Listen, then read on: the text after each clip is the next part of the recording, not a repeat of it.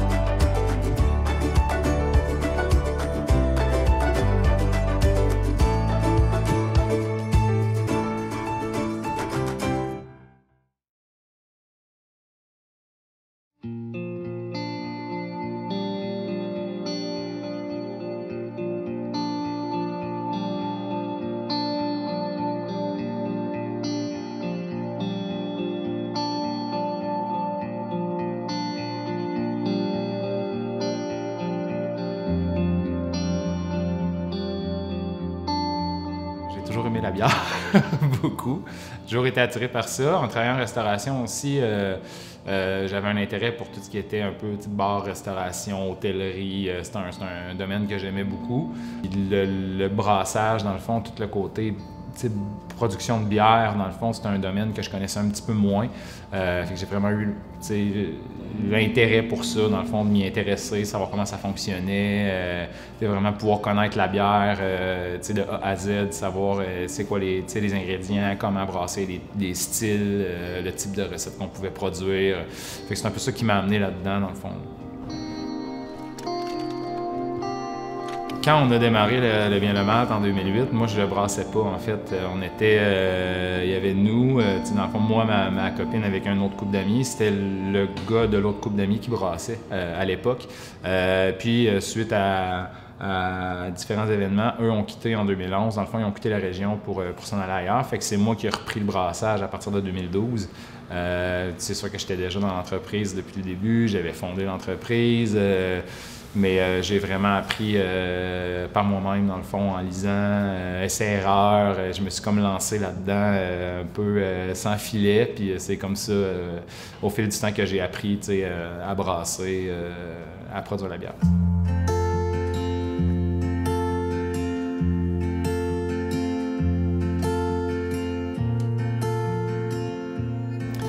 Une journée régulière de travail, pour moi, ça commence tôt. Généralement, j'arrive à la brasserie aux alentours de 6 h le matin. Souvent, je vais faire de la production en avant-midi jusqu'à ce qu'il y en ait un brasseur rentre, prenne le relais. Puis ensuite de ça, écoute, c'est un peu de tout, là. Je touche à tout. Je suis impliqué dans pas mal tous les volets de l'entreprise. Mais c'est sûr que d'emblée, le volet que je préfère, c'est définitivement la production. Brasser la bière, faire les suivis avec la bière, puis parler de élaborer les nouvelles recettes, avoir les nouveaux projets aussi avec mon brasseur. Fait que c'est vraiment ça qui est le plus stimulant, le plus dynamisant.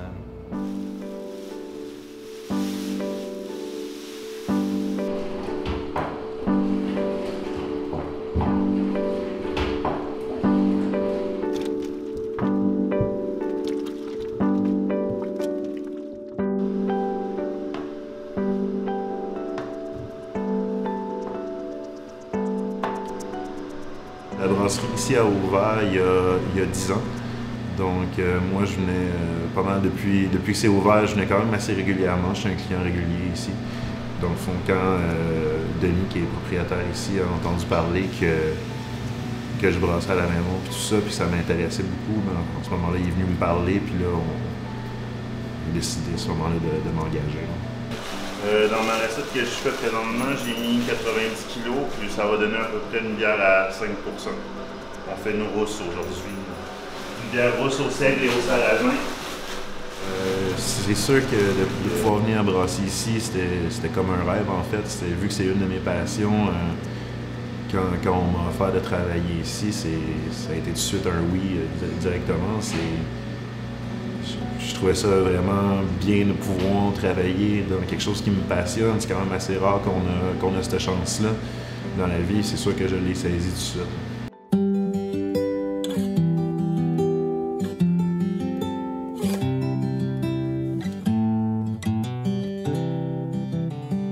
J'ai commencé par appliquer les recettes qu'on brassait avant, familiariser avec vraiment la production, l'équipement. J'ai commencé comme ça, tranquillement. De fil en aiguille, j'ai eu le goût de créer mes propres recettes, dans le fond, créer mes propres bières. Ça m'a amené à faire des recherches, à pousser plus un peu mes lectures, dans le fond, à faire des téléphones aussi, à appeler d'autres brasseurs que je connaissais, à essayer de me réseauter un peu, à essayer de voir comment je pouvais, qu'est-ce que je pouvais changer pour améliorer mes bières, comment je pouvais optimiser mon procédé de production. Puis au fil du temps, on a décidé de commencer à travailler avec ce qu'on avait sous la main aussi comme ingrédients locaux. Fait que on fait affaire entre autres avec une cueilleuse qui nous apporte beaucoup de plantes forestières. Fait qu'on travaille beaucoup avec des ingrédients locaux, dans le fond, des ingrédients forestiers. On travaille beaucoup avec des fruits qui peuvent être disponibles ici auprès des producteurs locaux. Les pommettes, de la camerise, des framboises. Fait qu'on essaie vraiment d'intégrer tout ce qu'on peut trouver sur notre territoire dans nos bières pour leur donner une particularité ou pour leur donner quelque chose de distinctif. Donc on essaie vraiment de travailler avec ça. Puis on a une série de bières qu'on appelle Projet Forestier, qui sont des bières qu'on essaie de développer justement avec un paquet d'espèces forestières. Tanaisie commune, une fleur dans le fond séchée qu'on utilise pour brasser la blanche forestière ici à la brasserie La Blandine, avec le thé du Labrador, Achillée millefeuille, ortie, plein d'herbes intéressantes qu'on est en train de mesurer aujourd'hui. Puis ici on a aussi pain blanc qu'on utilise dans notre IPA, notre grutte forestière toujours, qui sont dans le projet forestier. On a d'ailleurs le thé du Labrador en fleurs, le Tanaisie commune, puis ici on a du mélèze qu'on utilise aussi dans notre IPA forestière, en plus du pain blanc, en plus de l'épinette noire, l'épinette blanche, qui donne vraiment un côté aromatique, résineux, super intéressant, qui rappelle un peu l'écorce de pamplemousse, le zeste de pamplemousse. C'est très parfumé pour les IPA, c'est vraiment intéressant de travailler avec ces espèces-là. Aujourd'hui, le bien ou mal, c'est ce type de bière-là qu'on essaie de produire. Beaucoup d'IPA. On aime beaucoup les IPA. Il y a une grosse tendance sur le houblon aussi. Les clients en demandent beaucoup. Donc, c'est sûr que les IPA, c'est une bonne partie de notre carte aussi là, actuellement. C'est comme la meilleure récompense pour nous autres quand on voit le monde venir prendre une bière ici, puis on a des commentaires, les gens trippent, sont contents, ils reviennent, ils en parlent, on a des bons, c'est la deuxième partie de notre paye, de savoir que la bière qu'on brasse est appréciée, que les gens l'apprécient, qu'ils ont du fun à venir ici, et pour la place, et pour la bière. C'est vraiment super parce qu'en même temps, ça nous plaît à nous aussi. On le fait parce qu'on aime ça. Fait que d'être capable de partager ça avec les gens et de savoir que c'est apprécié, c'est vraiment... ça n'a pas de prix.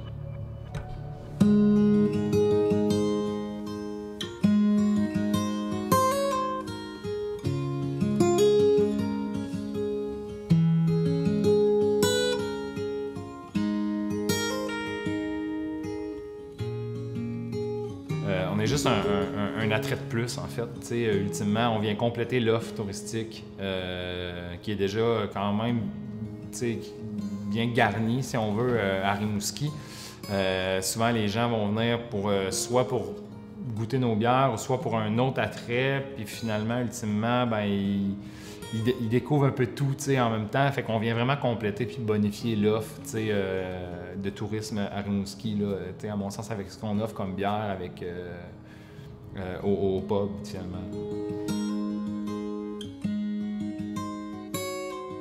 Les touristes, on est content de les accueillir parce qu'on est content de montrer que chez nous, c'est beau.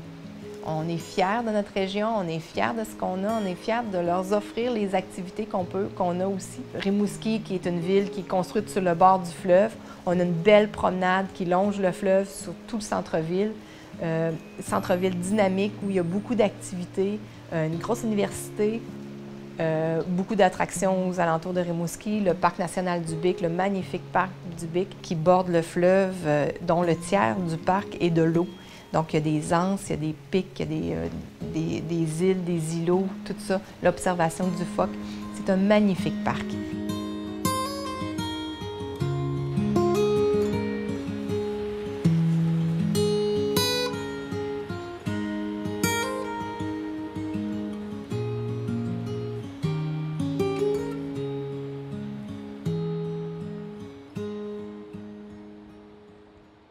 La route des bières de l'Est, c'est 15 brasseries, dans le fond, sur tout le territoire de l'Est, qui couvre vraiment une grande diversité de territoires, de ressources, de milieux, qui sont vraiment bien ancrés dans leur milieu aussi. Ce qui est une belle force des brasseries de la route, c'est d'avoir une appartenance, une couleur locale qui est vraiment propre à chacun.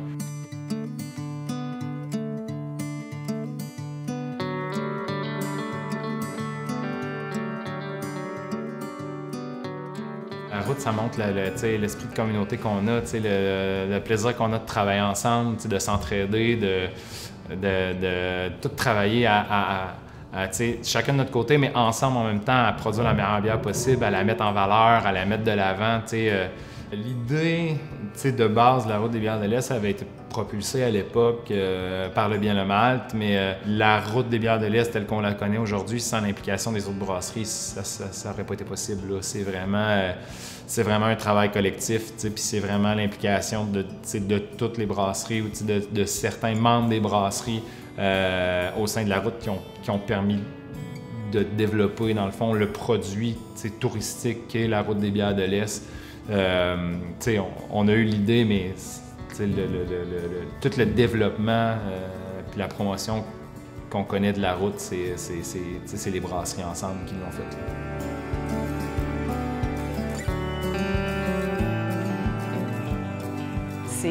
C'est un outil hyper convivial, c'est facile, les touristes aiment ça. Ils savent qu'il y en a une là, il y en a une autre là, hey, demain on va aller là, demain on va faire ça.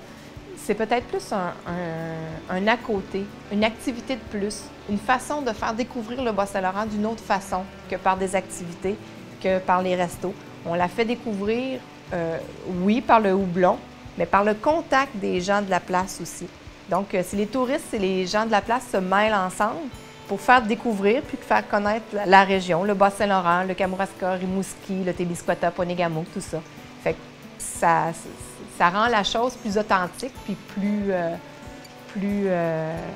amicale.